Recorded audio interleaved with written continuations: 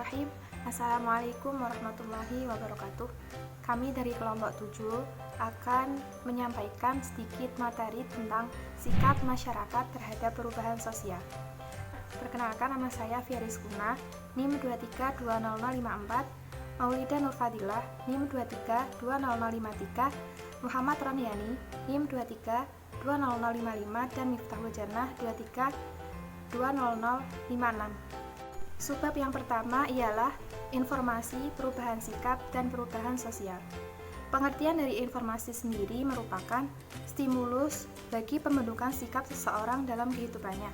Informasi dapat kita jumpai melalui media cetak maupun media elektronik. Misalnya, seorang siswa yang malas belajar, pada suatu hari ia melihat peluang di tabloid bahkan di surat kabar mengenai tentang peluang untuk dirinya di masa datang. Lalu hatinya tergugah. Ia akhirnya mempunyai semangat yang tinggi untuk belajar. Takut dirinya tidak lulus sehingga dia malu kepada keluarga bahkan teman-temannya. Proses pembentukan sikap oleh informasi disebabkan karena adanya sinkronasi antara sikap sebelumnya dengan sikap yang sekarang. Dalam mengubah sikap baru seseorang, maka informan atau pemberi informan diharuskan menggunakan informasi yang sinkron terhadap sikap sebelumnya. Yang pertama, berdasarkan fakta objektif. Terbentuknya sikap oleh informasi terutama disebabkan karena respon yang sejalan dengan komponen kognisi atau pengetahuan sebelumnya dan terdapat kecocokan dengan pengalaman belajar sebelumnya. Seperti contoh di atas, seorang pelajar yang tidak mau gagal dalam belajarnya sekalipun dia malas, menurut pengetahuannya, jika dia berhasil, maka dia akan senang dan bersama-sama dengan teman yang lain akan pawai keliling kota seperti tahun yang lalu yang dilakukan oleh kakak-kakak kelasnya. Adapun kecocokannya yaitu keberhasilan yang dicapai oleh seorang pelajar tersebut. 2. Sumber fakta. Menurut para ahli psikologi sosial, sumber fakta dapat diklasifikasikan pada 3 jenis, yaitu yang pertama ada otoritas sebagai sumber data, yang kedua penciptaan, penemuan, dan distorsi fakta, yang ketiga penampilan dan realita. 3. Afiliasi kelompok adalah anggota kelompok yang memiliki sikap kelompok yang sejenis dan berpengaruh terhadap individu dalam pembentukan sikapnya. Adapun hal-hal yang penting dalam perkembangan sikap seseorang dalam kelompok antara lain, yang pertama, nilai-nilai kelompok. Nilai kelompok dapat dibedakan menjadi 2 bagian, yaitu nilai sentral dan nilai berlainan sikap. Yang kedua yaitu norma-norma kelompok. Perkembangan sikap yang ditentukan oleh norma kelompok yakni norma kelompok yang dikembangkan lewat kebudayaan yang beraneka ragam dalam masyarakat. 3 yaitu pengaruh kelompok terhadap pembentukan sikap. Para ahli perkembangan sikap menyadari bahwa pembentukan sikap individu dapat dipengaruhi oleh membership group dan reference group. 4. Sikap individu mencerminkan kepribadian. Pembentukan sikap akan membantu membina kepribadian seseorang. Kepribadian yang sering muncul dalam diri manusia, ada yang secara terbuka, atraktif, banyak omong, banyak tingkah, disebut ekstrovert. Ada juga yang diam dan tidak banyak bicara, dalam pergaulannya disebut introvert. Kepribadian dibentuk oleh beberapa komponen sikap seseorang, yaitu sikap keagamaan, sikap politik, kesukuan, dan sikap internasionalis. Yang B ada perubahan sikap. Perubahan sikap seseorang akan terjadi sepanjang hidupnya. Perubahan sikap seseorang dapat terjadi dalam pertama, ada jenis perubahan sikap bisa berupa incongruent change dan congruent change. Yang kedua, kesanggupan berubahnya sikap tergantung pada karakteristik sistem sikap, kepribadian, dan afiliasi kelompok. Ketiga, perubahan sikap dihasilkan oleh informasi, perubahan afiliasi kelompok, dan dorongan modifikasi tingkah laku. C. Perubahan sosial. 1. Makna perubahan dalam sejarah perkembangan peradaban manusia. Perubahan sosial dikatakan sebagai never-ending cycles yang tidak pernah selesai. Demikian dikatakan oleh Eya Etzioni dan Halevi. Ada perubahan yang lambat disebut evolusi dan perubahan yang cepat disebut revolusi. Saya Muhammad Ronyani akan melanjutkan tentang perubahan sosial. 2. Perubahan sosial dan perubahan sikap. Menurut Auguste Comte, dalam pemikiran manusia ke arah perubahan sosial, terdapat 3 ketetapan pemikiran manusia, yaitu teologis, metafisik, dan positif. Menurut Heber Specher, pada masa pramodern dan masyarakat modern, yang menekankan bahwa perubahan sosial itu identik dengan perkembangan organisme biologis.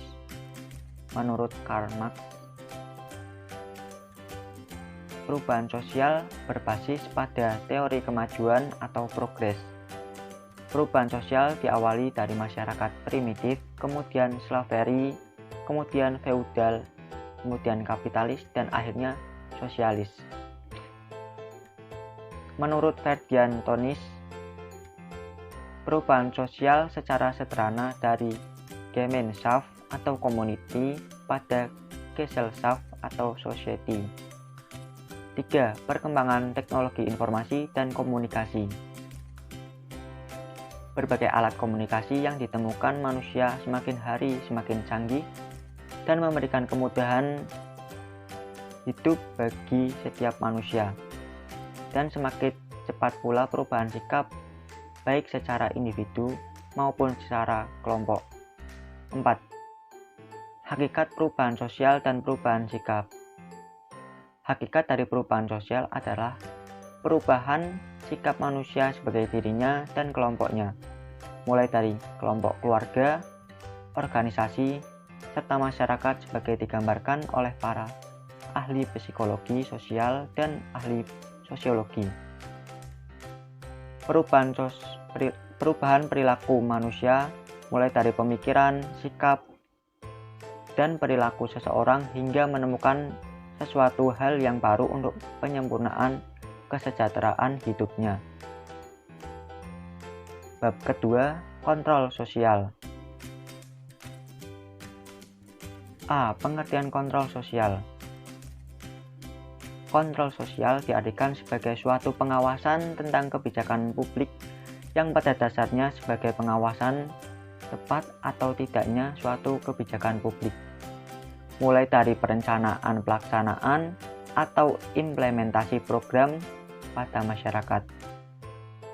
Menurut para ahli, kebijakan publik hendaknya harus aspiratif, akomodatif, dan partisipatif. B. Sumber kontrol sosial. Munculnya kontrol sosial sebagai perwujudan kepedulian dan pengawasan kebijakan publik bersumber dari beberapa sumber, yaitu sosialis, group pressure, dan social sentence. Untuk pengertiannya sendiri, yang pertama yaitu sosialisasi. Sosialisasi merupakan suatu proses belajar tentang pemenuhan kebutuhan seseorang atau kelompok manusia terhadap lingkungannya. 2. Group pressure.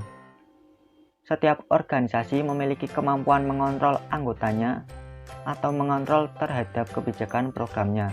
Ada tiga komponen yang dapat mengawasi dan melayani para anggotanya, yaitu physical komponen atau komponen fisik, kekuatan ancaman, dan simbolik komponen. Yang ketiga, social sentence. Secara umum, sanksi sosial dapat membuat orang menjadi terisolir,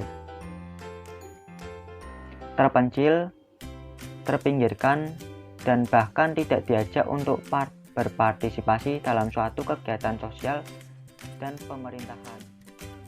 Bentuk kontrol sosial. Bentuk kontrol sosial yang efektif adalah perilaku kolektif. Hal ini terlihat dari bentuk kontrol sosial yang pada umumnya dilakukan oleh masyarakat secara bersama-sama atau atas nama kelompok masyarakat.